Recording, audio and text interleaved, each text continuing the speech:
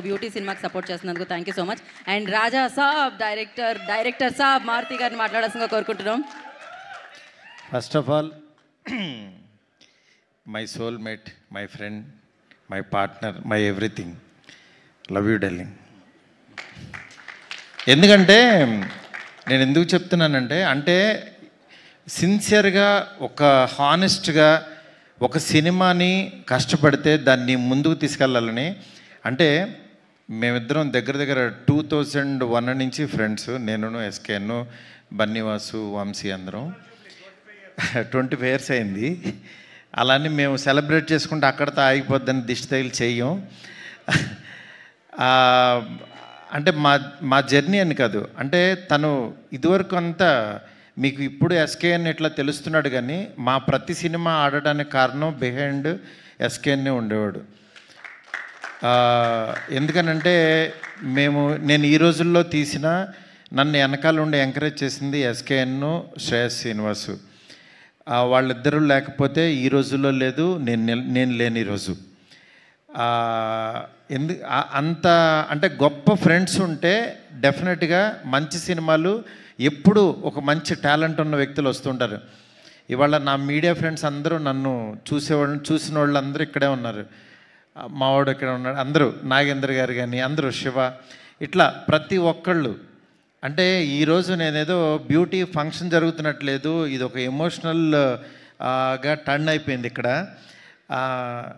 ఈ సినిమాకి ఏంటంటే first 2 years back Vinayaka Chavithi రోజు నాకు సుబ్బు, నాకు మంచి ఫ్రెండు, అయితే ఎప్పుడు గ్రూప్లో మాట్లాడుతూ ఉండేవాడు, ఎప్పుడు ఒక కథ చెప్తూ ఉండాడు.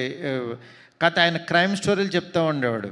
కాబట్టి ఎప్పుడు నాకు చెప్పినప్పుడల్లా మీ దగ్గర ఈ పాయింట్ ఉందంటే ఆ పాయింట్ అల్లండి, ఆ పాయింట్ అయితే కనుక నా దగ్గరికి రండి అనేవాడిని. అదే కథ ఈయన చేసి తీసుకొచ్చాడు. చెప్పిన తర్వాత అదే రోజు అన్న, ఈ సినిమా నేను ఎక్కిస్తున్నా, మీరు వెళ్ళిపోండి అన్న. అసలు సుబ్బుతో సినిమా ఏంటి, సుబ్బు కథ ఎక్కించడం ఏంటని మా గ్రూప్లో ఫ్రెండ్సే చాలామంది యాక్చువల్గా అసలు సుబ్బు కథ చేయటమే రాదని చాలామంది, ఎందుకంటే సుబ్బు అలాంటి కంటెంట్ ఇచ్చేవాడు, అందువల్ల సుబ్బుని ఎవరో నమ్మేవాళ్ళు కాదు. ఎందుకంటే ఆయన మాటలు కానీ ఆయన చేతలు వేరు, ఆయన మనసు వేరు. ఈయన చేతల్లోనేమో ఒక క్యారెక్టర్ ఉండేది, లోపలేమో ఇంకో క్యారెక్టర్ ఉండేది. ఆ క్యారెక్టర్ నాకు కనపడేది, మిగిలిన వాళ్ళు ఎవరికి కనపడే కాదు. అంటే ఆయన చూస్తేనేమో లారీ డ్రైవర్ లాగా ఉండేవాడు, అంత సాఫ్ట్ క్యారెక్టర్ కథ ఎలా వేసేవాడు ఈయన, ఇంత బ్యూటీ అని ఎలా రాస్తాడు ఇతను, కోకిల అనే టైటిల్ పెట్టి ఆయన ఆహార్యానికి దానికి సంబంధం లేదేంటి అనుకునేవాళ్ళు. నిజంగా అంటే మా ఎస్కే అని చెప్పినట్టు యాక్చువల్గా బుక్ కవర్ చూసి ఈ చెప్పలేమన్నట్టు ఆయన మనసులో నిజంగా చాలా సాఫ్ట్ పర్సనే ఉన్నాడు. వాళ్ళ వైఫ్కిను పిల్లలకి తెలుసు, తర్వాత మేబీ నాకే తెలుసు అనుకుంటున్నాను. అలాంటి ఒక గొప్ప కథని, అంటే ఇద్దరు ఆడపిల్లల తండ్రిగా అతను ఇన్సైడ్ ఆ ఫాదర్ ఫీలింగ్ని ఎగ్జాక్ట్లీ పేపర్ మీద పెట్టి చెప్పాడు. చెప్పిన తర్వాత ఈ కథ ఎక్కాలనంటే అవతలోడు కూడా ఒక ఫాదర్ అయి ఉండాలి, అతను కథ వినేవాడు కూడా. వెంటనే నేను నిమ్మగల ప్రసాద్ గారు, అప్పుడే మేమేదో మాట్లాడుకుంటున్నాం వేరే దాని గురించి, ఆయన దగ్గరికి పంపించా. ఆయన చాలా ఎగ్జైట్ అయిపోయాడు, నిజంగా చాలా అద్భుతంగా ఉంది సినిమా, సూపరు, ఇది సార్ అది సార్ అని చెప్పారు. చెప్పిన తర్వాత మళ్ళీ కూర్చుని యాక్చువల్ నిమ్మగల ప్రసాద్ గారికి నచ్చింది, ఎక్కిస్తున్నామని చెప్పాను. దాని తర్వాత ఒకసారి దీనికి ఏంటంటే చాలా ఇన్సెక్యూరిటీ. ఫస్ట్ అసలు కథ కంటే పక్కనోడు మన గురించి ఏమనుకుంటున్నాడు, డైరెక్షన్ డిపార్ట్మెంట్ నమ్మడు, ఇంకెవరినే నమ్మడు ఆయన. ఇంట్లో వాళ్ళ వైఫ్ కూడా ఏంటి పక్క రూమ్లోకి వెళ్ళింది, ఏం మాట్లాడుతుంది అనుకో అని ఇట్లా ఎక్కువ పాపం ప్రపంచంలో ఎక్కువ దెబ్బలు తినేసి, లారీ దెబ్బలు తినేసి ఆయనకి ఎక్కువ ఏంటంటే అనుమానం ఎక్కువ. చుట్టుపక్కల జనాలు ఏమనుకుంటున్నారు, కిందకి వెళ్ళినోడు ఏం మాట్లాడుతున్నాడు అని పైనుంచి చూడటం, ఇట్లా ఉంటుంది ఆయన క్యారెక్టర్ అంతా. ఇలాంటి దీంట్లో ఆయన ఏంటంటే మీరు పక్కన వాళ్ళు వదిలేసేయండి సార్, మీరు రండి అని చెప్పి ఆయన కూర్చోబెట్టి, నాకు మ్యూజిక్ సిట్టింగ్లో ఉన్నప్పుడు నేను ప్రసాద్ గారికి కూర్చుని ఈ సినిమాని నేనే ఒక డైరెక్టర్గా ఫీల్ అయిపోయి నేను షార్ట్ టు షార్ట్ మాట్లాడేసి రికార్డ్ చేసుకోండి అని చెప్పేసిన తర్వాత ఆయన మళ్ళీ అబ్బా అద్భుతం గురూజీ సూపర్ అని చెప్పి నా దగ్గర చెప్పి, అలా సముద్ర బొడ్డు దగ్గరికి వెళ్ళి ఆయన కైండ్ ఆఫ్ మేకింగ్ చెప్తాడేంటి, నేను ఒక కథ రాస్తే అని చెప్పి పాపం ఆయన మనసు పంచుకున్నాడు. అది తప్పులేదు, ఎందుకంటే ఆయన నా స్టోరీని ఆయన చెప్తాడేంటండి, నేను ఎలా అనుకుంటున్నాను ఆయన ఏమనుకుంటున్నాడని ఆ రోజంతా పాపం చాలా డిప్రెషన్లోకి వెళ్ళిపోయాడు ఈయన. వెళ్ళిపోయి డైరెక్షన్ డిపార్ట్మెంట్ని కూర్చోబెట్టి ఇక్కడ మారుతి ఒకడు ఉంటాడు, నేను ఒకడు ఉంటా, నా వర్షం చూడాలి కానీ ఆయన వర్షంలో నా సినిమా తీయమంటే ఎట్లా కానీ డిస్కషన్ పెట్టేవాడు. ఇవన్నీ మీటింగ్ అయిపోగానే వాళ్ళు నాకు ఫోన్ చేసి చెప్పేవాళ్ళు, సార్ మీ గురించి ఇలా అంటున్నాడు. ఆయన బాధ నాకు అర్థమైంది. పాపం ఆయన కథ ఎక్కడ నా ఇన్స్పిరేషన్ వల్ల పాడు చేసేస్తానో అని భయం వేసింది. అది తప్పేం లేదు, ఈవెన్ నేను డైరెక్టర్ అయినా నేను అది ఇదవుతానని నేను పిలిచి, సుబ్బు గారు మీరేం భయపడద్దు, మీరు మాకు నిమ్మకల్ ప్రసాద్ గారికి నచ్చే సినిమా తీయాలని అంటే, పాపం మేబీ మీరు తీయలేకపోవచ్చు, మీరు ఒకసారి ఆలోచించండి అంటే ఆయనే అన్నాడు, అవును సార్ ఈ కథ మిమ్మల్ని, నాకు మీ ఫ్రెండ్షిప్ ముఖ్యం, నాకు మీరు అనుకున్న జెన్యూనిటీ ముఖ్యం, నాకు మా కథ లేకపోయినా పర్వాలా, సినిమా లేకపోయినా పర్వాలా, నాకు మీతో జర్నీ ముఖ్యం సార్, నేను ఈ డైరెక్షన్ ఎవరికైనా ఇచ్చేస్తాను. పాపం ఫస్ట్ డైరెక్షన్ కోసం చేసుకున్న కథ దాన్ని యాక్చువల్గా తను ఇచ్చేశాడు. నాకు ఆ రోజు నాకు చాలా, అతనిలో బయటకు మాట్లాడే పర్సను వేరే పర్సన్ ఉన్నా సరే ఇంటర్నల్గా నాకు మారుతి గారు కావాలి అని ఒక మంచి మనస్తత్వం నాకు బాగా అనిపించి సాయికి ఫోన్ చేసి, అప్పుడే సినిమా భలే ఉన్నాడు సినిమా రిలీజ్ అయింది, సినిమా బాగాలేదన్నారు, సాయి డిప్రెషన్లో ఉన్నాడు, ఉంటే 2 రోజుల తర్వాత ఫోన్ చేసి, సాయి నువ్వు అర్జెంటుగా ఆఫీస్కి రా, ఇంకో సినిమా చేయన్నా. తను చాలా ఎక్సైటెడ్ నిజంగా. ఎందుకంటే నాకు ఎవరన్నా బాధలో ఉన్నారంటే ఫస్ట్ నాకు భయం వేస్తుంది, ఎందుకంటే ఆ ప్లేస్లో నేను ఉండకూడదని కోరుకుంటాను. అలాంటి దాంట్లో నేను ఎవరన్నా ఆనందంలో ఉన్న పబ్లో పార్టీలన్నా నేను 90% వెళ్ళను, ఎందుకంటే ఆల్రెడీ వాళ్ళు హ్యాపీగా ఉన్నారు, నేను వెళ్ళి వాళ్ళని ఏమి పెంచక్కర్లా. కానీ బాధలో ఉన్నవాడికి నాలాంటి వాడి మాట, నేను తట్టే భుజం చాలా హెల్ప్ అవుతుంది. అది యాక్చువల్గా నేను పెరిగిన వాతావరణంలో మా నాన్న అవ్వచ్చు, మా అమ్మ అవ్వచ్చు, మా ఇంట్లో వాళ్ళ పెంపకం నుంచి అది వచ్చింది నాకు. అందుకే నేను చాలా ఇప్పుడు నాకు పెద్ద సాంగ్స్ మేకింగ్లో ఉన్నా, చాలా బిజీగా ఉన్నా. అలాంటి దాంట్లో కూడా విజయ్ గారిని రోజు మాట్లాడుకుంటూ నేను ఫారెన్ వెళ్ళినా, ఆయన ఏంటంటే మంచి సినిమా తీశాడు బార్బరిక్. నేను పాపం ఆ డైరెక్టర్ కూడా చాలా మంచి డైరెక్టరు. 100 సార్లు చెప్పా, గురు ఆ టైటిల్ బార్బరిక్ అంటే అదేదో బార్బిక్యూ లాగా ఉంది, ఎవరికి అర్థం కాదు, నువ్వు ఆలోచించని 100 టైటిల్స్ పంపించా. రోజు ఒక టైటిల్ చెప్తే ఎక్కదేమో అని లోగోస్ రాసి పంపించేవాడిని. పంపించినా సరే ఆయన ఏంటంటే పాపం ఒక ట్రాన్స్లో ఉన్నాడు. ఆయన ఏంటంటే అది ఆ సినిమా గురించి ఆ కథ బార్బరిక్ అనే ఒక దేవుడని ఫీల్ అయ్యాడు. పాపం మనం ఫీల్ అవ్వటం వేరు, ఆడియన్ ఫీల్ అవ్వటం వేరు.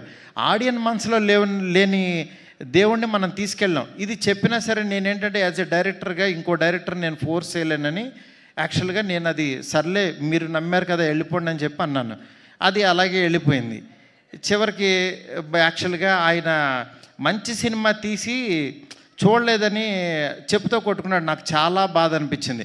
డైరెక్టరు, కళాకారుడు 10 మందిని క్రియేట్ చేసేవాడు అలాంటి పిచ్చి పనులు చేయొద్దు దయచేసి. ఎందుకు చెప్తున్నానంటే ఆడియన్స్ని రప్పించడానికి ఎన్ని పిచ్చి మాటలు మాట్లాడుతున్నారంటే, బూతులు మాట్లాడుతున్నారు, చొక్కా తీసు తిరుగుతాను అంటున్నారు, అసలు సినిమాలే మానేస్తానంటున్నారు. అసలు ఒక సినిమా ఆడకపోతే నువ్వు ఎంత దిగజారిపోతావా, ఎంత దారుణంగా మాట్లాడతారా అంటే ఈ సినిమా కాదు ఇంకో సినిమా ఆడుతుంది, అంతేగాని సినిమాలు మానేస్తా, నేను రాను, ఎవరిని చూడొద్దు, చొక్కా ఇప్పదీసి తిరుగుతా, బూతులు మాట్లాడతారు. ఏంటి అసలు ఇది? కల్చర్ ఎటు వెళ్ళిపోతుంది? ప్రతి సినిమాకి చూస్తున్నా. మనం ఏదన్నా కొంచెం కాంట్రవర్సల్గా మాట్లాడితే సినిమా వెళ్తుంది, బూతులు మాట్లాడితే సినిమా చూస్తారు. నేను రాసినన్ని డబుల్ మీనింగ్ డైలాగులు నేను కూర్చుంటే నాకంటే గొప్పగా ఎవడో రాయడు, గుర్తుపెట్టుకోండి. కానీ నేను ఎందుకు రాయట్లేదు? బస్ స్టాప్ అనే సినిమాతో ఆపేశాను నేను. ఎందుకు రాయట్లేదు? డబ్బులు సంపాదించడం నాకు రాదా? నేను బ్యూటీ లాగా 4 రోజులు కూర్చున్నానంటే 100 డైలాగులు ఇస్తాను ఇట్లాంటి సినిమాకి. ఎందుకు తీస్తున్నావు? ఫ్యామిలీస్ రావాలి, మంచి సినిమా, క్వాలిటీ సినిమా ఇవ్వాలి. ఈ రోజుల్లో బస్ స్టాప్లో డబుల్ మీనింగ్లు, బూత్ డైరెక్టర్ అనేవాడు 400 కోట్లతో రాజాసాబ్ తీస్తున్నాడు.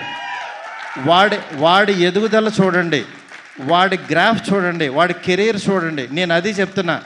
ఊరికినే డైరెక్టర్లు అయిపోరు. ఊరికే పాన్ ఇండియా స్టార్ వచ్చేసి ఒక ఫ్లాప్ సినిమా తర్వాత పిలిచి ఎదురుగుండా కూర్చోబెట్టి సినిమాలు ఎవరు ఇక్కడ?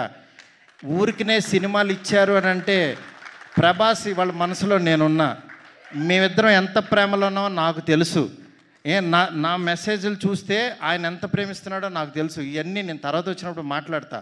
బట్ యాక్చువల్గా నేను ఎందుకు చెప్తున్నానంటే ఇదంతా సినిమా ఆడించాలని చాలా ఒక ఫ్రస్ట్రేషన్తో, ఒక స్ట్రెస్తో, ఒక ప్రీ రిలీజుల్లోనో దేంట్లోనో ఇష్టం వచ్చినట్టు మాట్లాడుతున్నారు. అలా కాదు. సినిమాని నమ్మండి, కంటెంట్ నమ్మండి. జనం ఎప్పుడు మంచి సినిమా తీస్తే చూస్తారు. మనం 1000 రూపాయలు పెట్టి వాళ్ళ జేబుల్లోంచి దోచేస్తున్నాం. వాళ్ళకి మంచి సినిమా ఇవ్వాల్సిన బాధ్యత మంది. ఆడెవడో రాలేదని తిడతారేంటి అసలు? రాలేదని చెప్పుతో కొట్టుకుంటారా? నాకు చాలా బాధ కలిగింది యాక్చువల్గా. అది అందుకని ఇలాంటి చిల్లర పనులు, చీప్ పనులు చేయొద్దు. ఈ సినిమా కాదు ఇంకో సినిమా, ఒక సినిమా ఫెయిల్యూర్ అయిందంటే ఓహో మేబీ నేను నచ్చలేదు, నా కంటెంట్ నచ్చలేదు అని రియలైజ్ అవ్వండి. రియలైజ్ అయ్యి ఆడియన్కి ఏం కావాలో అది వండి పెట్టడానికి ట్రై చేయండి. అంతేగాని నువ్వు చేసిన వంట ఆని తినమంటారు ఎందుకు ఫోర్స్డ్గా? ఆ పనులు చేయొద్దు దయచేసి. డెఫినెట్గా ఈరోజు బ్యూటీ, మీకు ఆకలి టైంలో కూడా ఎక్కువ మాట్లాడాను, ఎందుకంటే ఇది అవసరం, అందుకని చెప్పి నేను మాట్లాడాల్సి వచ్చింది.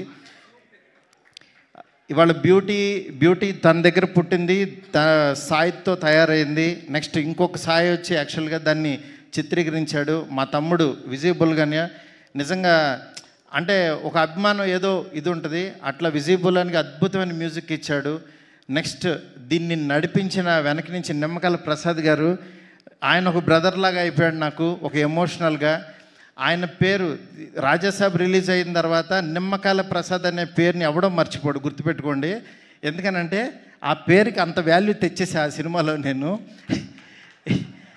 అందుకని యాక్చువల్ ఆ పేరు పర్సన్ ఈయనే. సినిమా రిలీజ్ అయిన తర్వాత మీకు అర్థమవుద్ది. అట్లాగే వాసుకి గారు నిజంగా మదర్ క్యారెక్టర్. ఒకరోజు మా కజిన్ ఫోటో తీసి పెట్టింది, ఏంటి గురు ఇలా కొట్టేసింది ఈవిడని.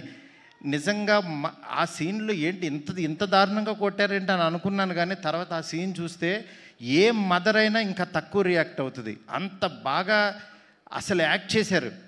నిజంగా సినిమా చూస్తుంటే నిన్నెవరో డిస్ట్రిబ్యూటర్స్ సినిమా చూసి వాళ్ళు ఏడుస్తూ వాళ్ళు చాలా ఎమోషనల్ అయిపోయారు డిస్ట్రిబ్యూటర్స్. దానికి కారణం యాక్చువల్గా దీనికి యాక్ట్ చేసిన మదరు ఫాదర్ క్యారెక్టర్స్ వాసుకి గారు, నరేష్ గారు. నరేష్ గారు ఎప్పుడు, నరేష్ గారు, రావు రమేష్ గారు కానీ, నాకు అలాగే మురళీ శర్మ గారు, వీళ్ళు ఎప్పుడు నాకు ఎప్పుడు గుండెల్లో ఉంటారు. ఫోన్ చేస్తే టక్కమని వచ్చి చేస్తూ ఉంటారు. అట్లాగా నాకు నరేష్ గారు ఈ సినిమాకి యాక్చువల్ ఫాదర్ క్యారెక్టర్ చేయాలంటే ఆయన సెట్కి వచ్చి మారుతి గారు మీరు చెప్పారంటే చేసేస్తాను, నా గురించి మీకు తెలుసు కదని చేశారు. నిజంగా సినిమా చూస్తే మీకు అర్థమవుద్ది. ఈరోజు ఎక్కువ మాట్లాడాల్సి వచ్చిందంటే కంటెంట్. సినిమాలో దమ్ముంటేనే ఆ సినిమా మన చేత మాట్లాడేస్తుంది. ఒక్కో సినిమా మనం ఏంటంటే వేగ్గా వచ్చి మాట్లాడేసి వెళ్ళిపోతాం, కానీ ఈ సినిమా అలా కాదు. బ్యూటీ అనేది చాలా గొప్ప సినిమా, ప్రతి తెలుగు వాళ్ళకి పనికొచ్చే సినిమా, ప్రతి తల్లిదండ్రులు చూడాల్సిన సినిమా. దీన్ని మాత్రం మీరు నిజంగా మిస్ అవ్వద్దు, డెఫినెట్గా చూడండి. అంటే పెయిడ్ ప్రీమియర్స్ అని పెట్టి ఫ్రీగా సినిమా చూపిస్తున్నాం, 7 కోట్లు పెట్టి సినిమా తీసి ఫ్రీగా చూపిస్తున్నాను అంటే ఈ సినిమా రీచ్ ఎంత కోరుకుంటుందో చూడండి. నిజంగా ఈ సంవత్సరం ఈ మన సెప్టెంబర్ అనేది చాలా కీలకమైపోయింది, మంచి ఇయర్. ఒక చిన్న సినిమా ఒళ్ళిర్చుకున్న టైం ఇది. లిటిల్ హార్ట్స్ బాగా ఆడింది. అట్లాగే మా విశ్వప్రసాద్ గారికి ఒక పెద్ద హిట్ వచ్చింది, నా ప్రొడ్యూసర్. చాలా హ్యాపీ మూడ్లో ఉన్నాం. అలాగే 3rd వీక్ రిలీజ్ అయ్యే ఈ సినిమా బ్యూటీ డెఫినెట్గా చూడండి. అలాగే కళ్యాణ్ గారిది ఓజీ వస్తుంది. ఓజీ సినిమా ఎంత బాగుంటుందో నాకు తెలుసు. ఆ సినిమా ఎట్లాగో చూస్తారు. దానికి ముందు వచ్చే ఈ సినిమాని కళ్యాణ్ గారి ఫ్యాన్స్ అందరూ, ప్రభాస్ గారి ఫ్యాన్స్ అందరూ తప్పకుండా బ్యూటీ చూడండి. ఎందుకు చెప్తున్నానంటే మన ఫ్యాన్స్, మన హీరోలు చెప్పిన మాటలతో వచ్చే సినిమాలు, వాళ్ళు ఇన్స్పిరేషన్ ఇచ్చిన సినిమాలు మనం చూడాల్సిన ధర్మం మనకుంది. ఎందుకంటే కళ్యాణ్ గారు ఒక ఆడపిల్లకి లైఫ్, ఆడపిల్లల పేరెంట్స్ ఎలా ఉండాలని చెప్తే దాని నుంచి ఇన్స్పిరేషన్ తీసుకుని యాక్చువల్గా అల్లిన కథ కాదు, ఇది రియలిస్టిక్గా జరిగిన కథ. వైజాగ్లో ఒక క్యాబ్ డ్రైవర్ కూతురికి జరిగిన ఒక రియల్ ఇన్సిడెంట్ని తీసుకుని కథగా రూపొందించి చేసిన సినిమా. దయచేసి ఎవరు మిస్ అవ్వద్దు, బ్యూటీ చాలా బాగుంటుంది. బ్యూటీ అద్భుతమైన సినిమా. సెప్టెంబర్ 19th థియేటర్లోకి వస్తుంది, డోంట్ మిస్ ఇట్. ఈ సినిమాని మాకు ఎంకరేజ్ చేసిన ఆదిత్య మ్యూజిక్ కానీ, అట్లాగే జీ వరల్డ్ కానీ, జీ మ్యూజిక్ వాళ్ళు, నెక్స్ట్ జీ టీమ్ అందరికీ కూడా చాలా చాలా థ్యాంక్స్. నా వాల్స్ అండ్ ట్రెండ్స్ వాళ్ళు ఇవన్నీ క్రియేటివ్స్ అన్నీ చేస్తున్నారు. అట్లాగే ప్రమోషన్ యాక్టివిటీస్ చేసిన ప్రతి ఒక్కరికి, ఈ సినిమాని ఎంకరేజ్ చేస్తున్న ప్రతి మీడియా ఫ్రెండ్కి చాలా చాలా thanks. Thank you so much, thank you so much, thank you so much. ఎవరినన్నా మర్చిపోయి దయచేసి క్షమించండి. Thank you so much. Thank you Maruthi గారు, thank you so much. And ఈ స్పీచ్ చాలా ఇన్స్పైరింగ్ స్పీచ్ అసలు.